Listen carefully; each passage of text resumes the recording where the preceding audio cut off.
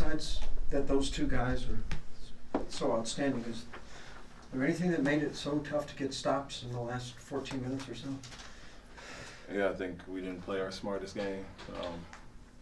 We were extra aggressive, and especially the end of that third quarter. Had a 6 to 9 point lead and could have extended it, and had multiple players make a few dumb fouls. Put Kyrie at the line to get him going when he didn't have a lot going. So didn't love the end of that quarter. And then they started, once they get some free throws down, they start seeing the ball go through. And they're obviously two of the better one-on-one guys. But we had our chance. Like I said, I told the team, played well enough to win, not smart enough to win.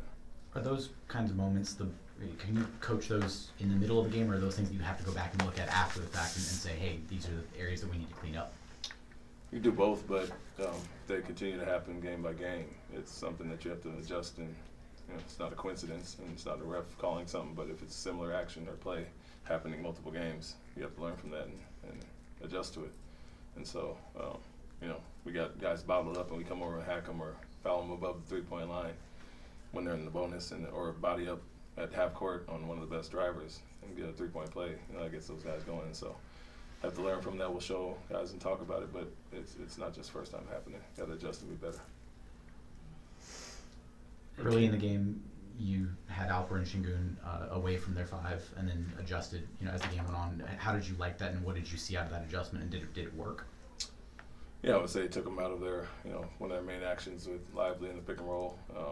Forced more switches and forced Doncic to play more one-on-one there. Liked it early and then kind of went away from it at the end of the half and then back to it in the second half. So wasn't bad at all. I don't think, it's pick your poison. He either goes one-on-one or tries to get everybody involved. And so, he had a night and, somewhat kept others contained in the starters. The Lively had 8, Green had 5, and Grant Williams had 0. So it was really those two that got it going. And, we pride ourselves on individual defense, and like I said, didn't play our smartest.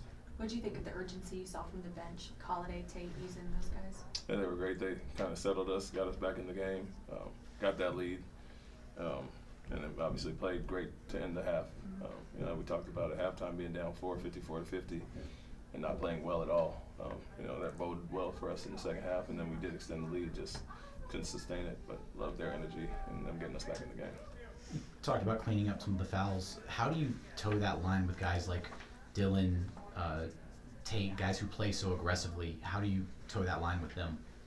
So you can be aggressive, obviously, and but slapping somebody on a three-point shot on the arm is an unintelligent play. So that has nothing to do with aggression, or picking up certain guys at half court.